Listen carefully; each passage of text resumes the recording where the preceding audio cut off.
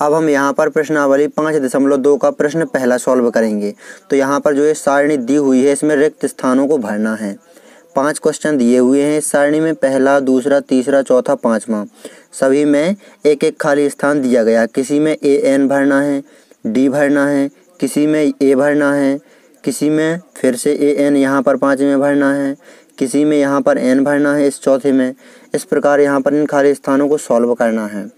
तो यहाँ पर जो समांतर श्रेणी का प्रथम पद दिया हुआ है A, सार्वंतर दिया हुआ है D और nवां पद दिया हुआ है AN। तो आपने फॉर्मूला पढ़ा होगा, यदि नहीं पढ़ा तो मैं बता देता हूँ। फॉर्मूला होता है nवां पद ज्ञात करने का AN बराबर A + n - 1 × D।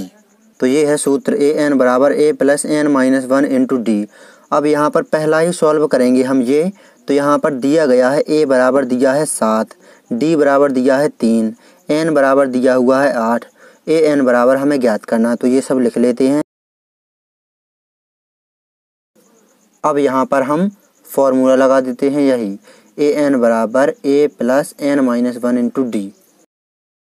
अब इस सूत्र में हम मान रखेंगे। तो AN तो हमें ज्ञात ही करना है। तो ये AN ज्यों का त्यों, A का मान दिया हुआ है 7, प्लस का चिन्ह लगाया, N का मान दिया हुआ है 8, कोष्टक लगाया, N की जगह पर 8 लिखा, माइनस का चिन्ह लगाकर 1 ज्यों का त्यों, कोष्टक बंद, × D का मान दिया हुआ है 3। तो ये 3 लिख दिया। अब हम आगे सॉल्व करेंगे। तो AN ये ज्यों का त्यों, 7 ये ज्यों का त्यों, प्लस का चिन्ह लगाया, यहाँ पर 8 में से 1 घटा देंगे तो बचेगा 7 और गुणा में 3 ये ज्यों के त्यों। AN बराबर 7 ये ज्यों का त्यों, प्लस का चिन्ह भी ज्यों का त्यों, 7 का गुणा 3 में करेंगे तो 21। अब हम 21 और 7 को जोड़ देंगे तो यहाँ पर AN का मान आ जाएगा 28। तो यहाँ पर जो प्रश्न में खाली स्थान दिया हुआ है वहाँ पर AN की जगह पर 28 लिख देना है हमें। तो यहाँ पर इस AN इसकी जगह पर लिख देते हैं। यहाँ पर जो खाली स्थान दिया हुआ है 28। अब हम यहाँ पर इसी प्रश्न पहले का दूसरा देखेंगे। अब हम यहाँ पर ये दूसरा प्रश्न देखेंगे ये। तो यहाँ पर दिया गया है A बराबर दिया हुआ है -18, D बराबर हमें ज्ञात करना है, N बराबर दिया हुआ है 10, AN बराबर दिया हुआ है 0। आगे सॉल्व करेंगे। अब हम सूत्र लगा देंगे।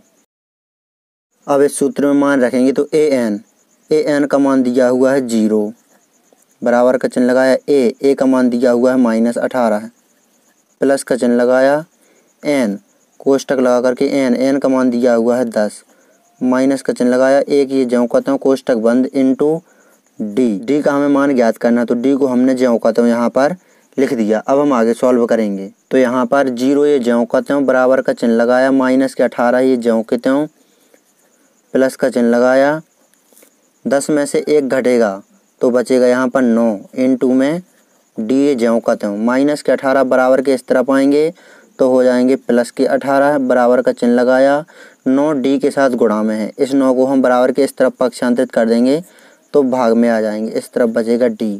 तो हम इस प्रकार भी लिख सकते हैं, ये D हम इस तरफ लिख लेते हैं, D बराबर 9 का भाग देंगे 18 में तो 9 दूनी 18, तो D का मान आ गया 2। तो ये आ गया हमारा दूसरे का आंसर। हम भर देते हैं खाली स्थान में।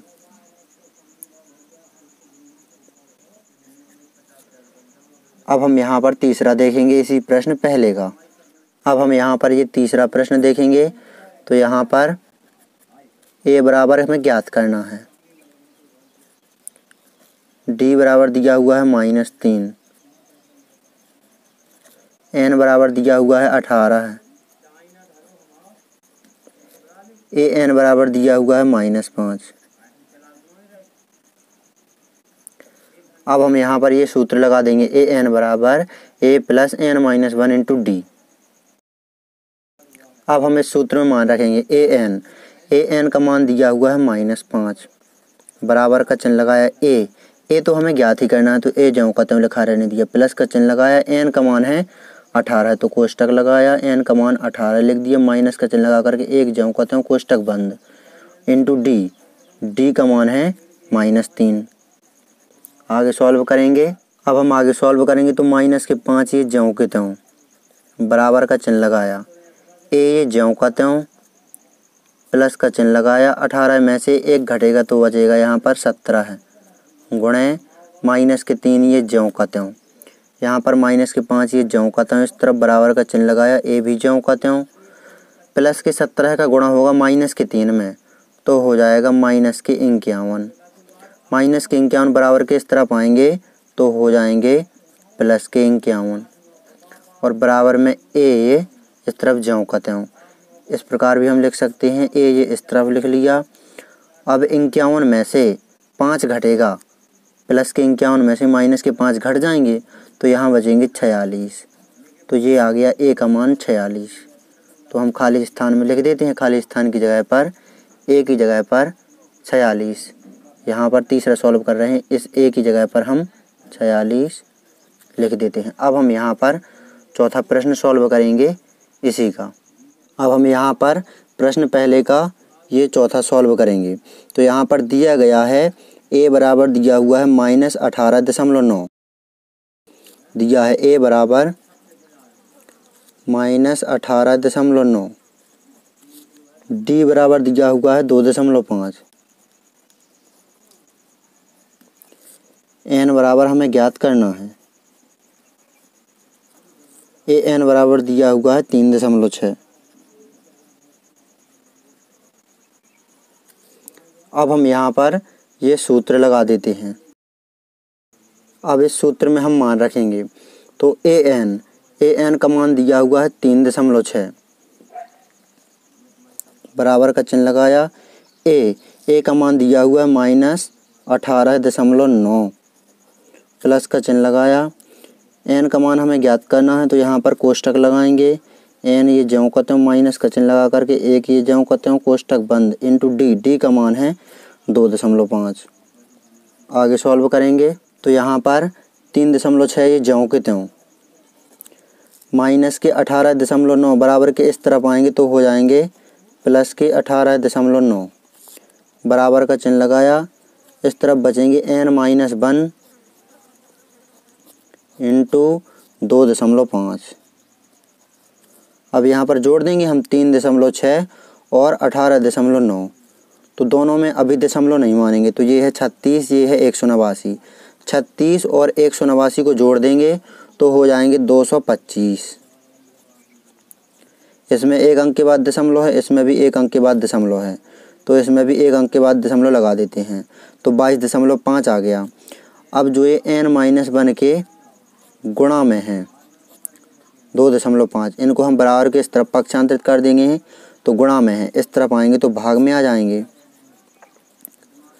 अब यहाँ पर दशमलव से दशमलव कैंसिल, यहाँ पर हो गया 225 और यहाँ पर है 25, तो 25 का भाग देंगे 225 में तो यहाँ आ जाएगा 9, 25 नंबर 225, n-1 ये ज्यों का त्यों, माइनस का 1 बराबर के इस तरफ आएगा तो 9 माइनस के 1 बराबर के इस तरफ आएगा तो हो जाएगा प्लस का 1, इस तरफ बचेगा n। अब यहाँ पर 9 और 1 जोड़ देंगे तो n बराबर 10 आ जाएगा यहाँ पर n का मान। तो ये आ गया हमारा आंसर। अब हम यहाँ पर खाली स्थान भर देते हैं। तो ये चौथा n बराबर 10। अब हम यहाँ पर पहले का लास्ट देखेंगे, पाँचवा। अब हम ये पाँचवा प्रश्न सॉल्व करेंगे। तो यहाँ पर दिया गया है a बराबर 3.5, a बराबर 3.5, डी बराबर दिया हुआ है 0, कोमा लगाया, n बराबर दिया हुआ है 105, कोमा ए एन बराबर हमें ज्ञात करना है।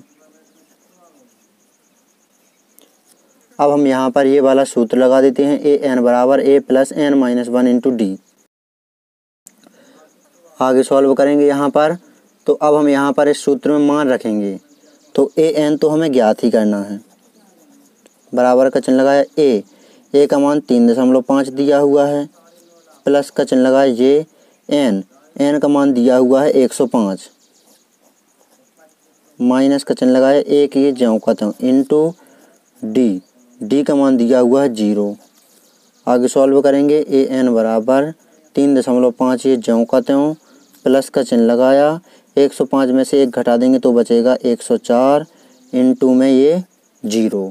आगे सॉल्व करेंगे यहाँ पर, तो ए एन ये ज्यों का त्यों, बराबर का चिन्ह लगाया, 3.5 ये ज्यों के त्यों, प्लस का चिन्ह लगाया, 104 में 0 का गुणा होगा तो 0 हो जाएगा पूरा। अब यहाँ पर ए एन का मान आ गया 3.5, 3.5 में 0 जोड़ेंगे तो 3.5 ही आएगा आंसर। तो यहाँ पर 5वें में ए एन, इसकी जगह पर 3.5 खाली स्थान भर देते हैं। इस प्रकार आपको इस प्रश्न को अच्छी तरह से सॉल्व कर लेना है। परीक्षा की दृष्टि से बहुत अधिक महत्वपूर्ण प्रश्न है। यदि आप प्रश्नावली 5.1, 5.2 और 5.3 के सभी प्रश्न क्रम सहित देखना चाहते हैं तो डिस्क्रिप्शन जरूर चेक करें।